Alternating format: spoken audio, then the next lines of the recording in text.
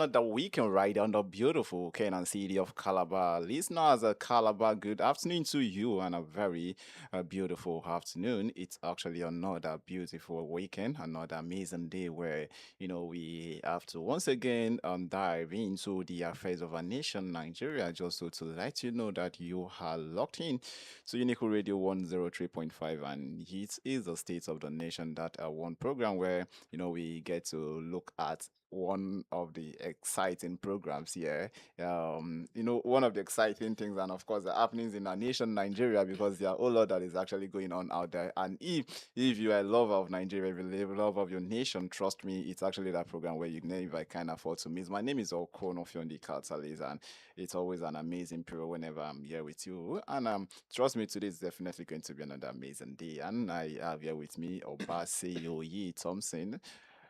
Good afternoon, Thompson. Good afternoon, the Catalyst. Good afternoon, Malabite and Malabrases. Good afternoon, Nigeria. Good afternoon, cross variants. Yeah. Good afternoon. Why did that Uh, come yeah, so low? yeah.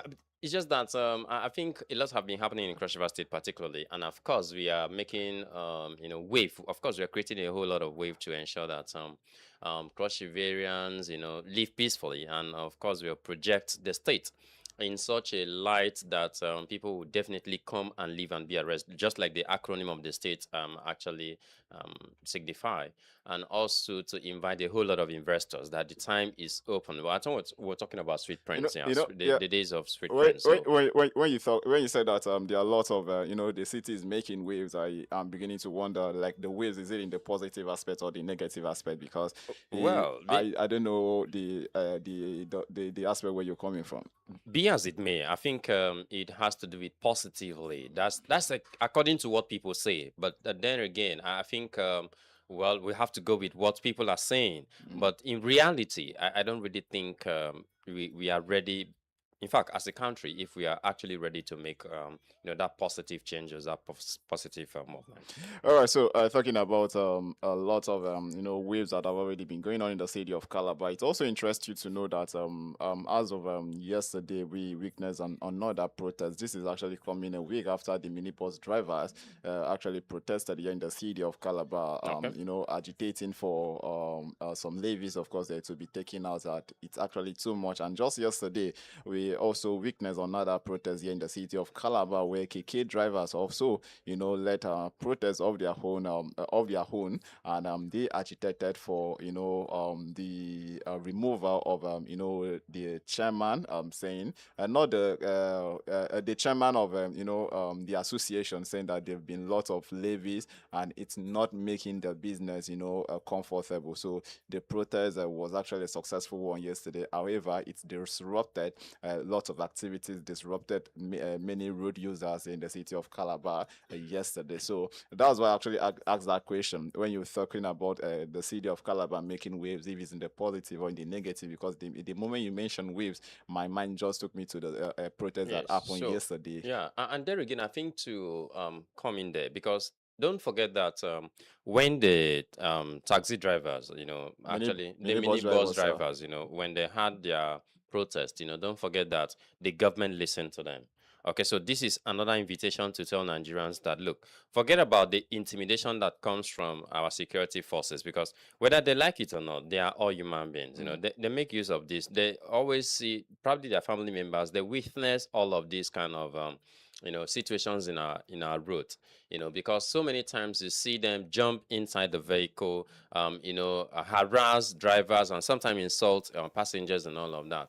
And so we have the tricycles, keke, as locally called, who are saying, look, these kind of extortions are too much and all of that. And if you look at the routes that they apply, there are routes that we keep asking question. The tickets monies you're getting from them, the tickets you're selling. So how do you use this money judiciously? Because their roads are bad. You're not talking about maintaining their roads. You're not talking about their welfare and all of that. Where do all of this money go to? Now, it shouldn't just end at the state generating millions of naira, trillions of naira each and every month, but it should also translate to the lives of those who actually generate these funds. Now we're talking about electricity, insecurity throughout yesterday. Some couple of days now, a lot of places in town have not seen even a flash Exactly. of light. Yes, And you're so right. you want the state to develop. How do you want the state to develop? And you want investors to come in. How do you want investors to come in? You actually called for investors, so I should be Well, asking the it's question. because people are saying that the state is developing. So that's the reason why I am also advocating for more investors to come. But if investors come, there's no light, there's insecurity and all of that. So how do you want the businesses to thrive? And we're talking about unemployment rate. So how do you expect the investors to come, and how do you expect that there should be employment rate increase in our dear state? There will be none. All right, so talking about the city of Cross River State, and also talking about the waves that it's actually been making, it's really noteworthy that it's not really been a fascinating one. Seeing the massive protests, of course, coming in week out, and just a few weeks ago it was minibus drivers, and you never can tell. Yesterday we had the tricycles drivers, or popularly known as the KK KK. driver, KK Yeah. Napemna drivers, and you never can tell. Maybe tomorrow we'll have the motorcycles. Yeah, we're talking about bicycle, bicycle Oh going. Yeah, my. and those who are also uh, doing how do they call those wheelbarrow pushers will also exactly. definitely go on a protest, But because a lot of them are still paying or are still taking what paying they were levies. paying before. Yeah, of course they pay. Do you understand? Of course they pay, and someday we'll also look forward for us, the Trekkers Association. Definitely. and, Because and one, yeah, somebody just reminded me so today. we the pedestrian, what are we paying Yeah, for? somebody just reminded me today that today we'll find it difficult even to walk in the pedestrians, that have been provided, because one, a lot of business school leavers, who say they want to be CEOs of their own, tend to use pedestrian walkways as business, as their So company point. are you Do you understand? are you Especially points of service so operators. are you now Please. being jealous of the No, so we are not CEOs? just being jealous. We are saying, look, you have to have You know, a venue. of course, This is where we, the pedestrians, we, the country tells you that you don't need to, you don't need to wait for the country to offer you something. You need to, offer what you have to the country. You need to look yes. for something doing. On the other hand, while you're doing that, you have to check this side, and balance the equation. That's why a lot of persons are saying life no balance. My guy, depend on where you stand. So life balance, now just say where you stand, now it matter. So I think what matters most right away is you who is doing business. If you go to main gate precisely now, don't forget, I think some couple of days ago, I saw the security team from main gate, pursuing those guys who are selling along main gate. You understand? Now they put their either their wheelbarrows or their businesses just close to the road, and the students find it difficult owing to the fact that you have the traffic light there. And so once people are passing, or once students are passing, what happens? Once the traffic light calls off, you see those drivers driving as if they are hurrying to go park the entire passenger standing at the main gate. So because of this, it's already posing not just security threat, but also the welfare of the students. Do you understand? So even outside of the school gate, but also in our environment entirely, if you go to Oro, for instance, around that runabout, you see that these guys have put their businesses down to the roadside. If you go to Wat, it's still the same thing. The entire market itself, inside the market, is empty. But you go to the roadside, you realize that the entire road is blocked. Do you understand? So not just to we the pedestrians or we the passerbys, but the entire walkway of the, let's say, motorist, it is automatically blocked, and it's not okay. But at the same end, at the same Thompson, I don't know for you, but you walk out there, you look at these persons, and you ask yourself questions. Most of them are actually graduates that are, Yes, they are not supposed to be there, so. and you look at them and you get to ask yourself a question like, what kind of country do we find ourselves? People with certificates who finish school, they have to dump the certificate and look for means of survival, and this is actually the means which they have chosen, of course, to survive in a country like Nigeria. And this is a business they're operating. And if you look at most of these spaces you've actually mentioned, as a person, you might want to say, okay, this person should stay in a better place. But you look around, can you even look at any better place around there? Of course, the answer is no, because there's no space already, and that is of course the only position that they could actually think of. And I think, I don't know if I should use it mentality. I don't know if it's a business ideology, though I'm not a CEO. That you always need to be in a visible place where the general public can always see you, so that they can always patronize your business. And you look at the main gate, it seems to be a very strategic point for them, and Yeah. that's why you get to see. I think if you I think as of last year November, the numbers of point on sale operators that we had there were not as much as we As have much now, as we have and now. Yeah, it only shows because that the banking sectors we already have is failing gradually. If you look at when main you gate precisely, there's a when you say UBA it's bank. failing gradually, I think Yeah. that is already, it's more like you are not stating the fighters failed already, Okay. So, because oh wow, that's even interesting. But if you look at the UBA, let's say terminal, where the how do they call it? The ATM, the automatic ATM teller machine. Yeah. stand So point, it's which is even closed not off. operating Yeah, again. it's automatically closed off. Okay, so if you look at the only one operating within that place is Fidelity Bank, and so when you go to that particular place, you see that sometimes you keep counting and chewing your fingers to know whether there's money there or not, and all Funny of that. enough, even And you have while to go down. the UBA ATM point was still operating as of then, there used to be, there's a point on sales guys who are always there. That's always Just their in point. front, Yes, just in that's always front their of point. it, and you The keep asking moment you go, questions. Why? the moment you go there, they'll be the one to tell you that there's no cash. There's no cash. So I think that's the reason why the owners of that place felt that it was of no use. So that's the reason why that place have automatically been shut down. So it has been cemented off, and so. But there again, I think we're talking about, what it has to do with protest and all of that. I'm talking about government listening to people, so listening to its citizens. So I feel someday, somehow, I think if Nigerians are tired of what is happening in Nigeria, trust me, I think they are going to do the needful. And I keep saying the security operatives, they are all human beings. So we keep saying, you as a security operative, do you enjoy your salary? Their monthly salary, does it take care of you? Does it provide all the necessary things you need? A lot of our security agents don't even have a sleeping, where to sleep in their homes, in their own matrimonial homes and all of that. They don't have it. If you say, oh, I am from this community, you don't have any place to call your own place. But you're serving the country that is failing you gradually. But I just hope that distance time will get things right. At some point, I don't really know how we see the civil service or the public service, just like at the naming script. If you are a federal government worker or a government worker per se, I believe that the essence why you're there is you are serving the public. Okay. You are actually rendering your service, and in return, the government of the day sees how they can reward your services. And you don't need to you don't need to be rich while you're serving the public. Just like you just made mention, the salaries, it does not really take anywhere, and of course that is why we always talk about looking for having things out there where you can always attach to what you are doing. Because if you actually ask me, government work, I don't really want to come out straight, but I don't really see a scenario whereby if you feel that you can actually be working as a civil servant, and you get to you get to make yourself rich overnight as a civil servant. I don't know if it has actually happened, but I've not seen that for a very long time. So it only raises a concern as to if the civil service work, it's really something that is that is actually out there to make you comfortable, or is you out there to offer your services to the country. And I think that the latter is more of what it is than the former. So this is actually what it is. So meanwhile, still on the headline, is a beautiful afternoon. We actually have another big story, and I say it's a big story because it has to do with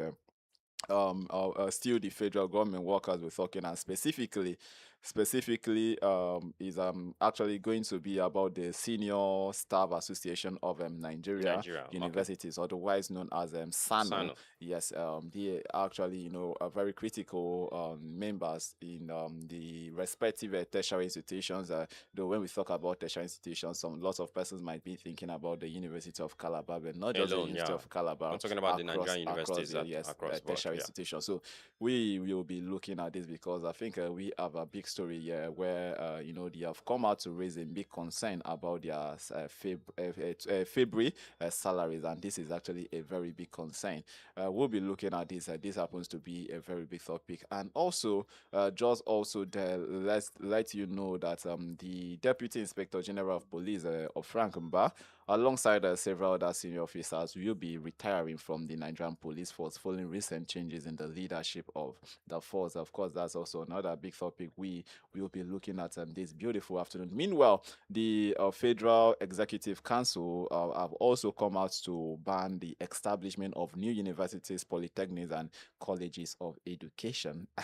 It's we actually these are actually big topics that we will be looking at on today's edition of a State of the Nation. So I actually urge you out there, stay tuned and make sure that you keep on listening. So as we go on a short musical break, and when we are back, we will be diving into these big topics that we have for you this beautiful afternoon. Meanwhile, traveling down there to Ocean State, we already have a report that the list of accredited persons, of course, that will be that will be participating in the 2026 gubernatorial elections is already out. And of course, we also have a report that some parties like the People's Democratic Party and the Labour Party are already missing out on the list. Like I said, it's a State of the Nation, and of course, big stories, big headlines. We've got it for you, and we'll definitely be dissecting, be looking into it this beautiful afternoon. Don't go anywhere. We'll be right back after this break.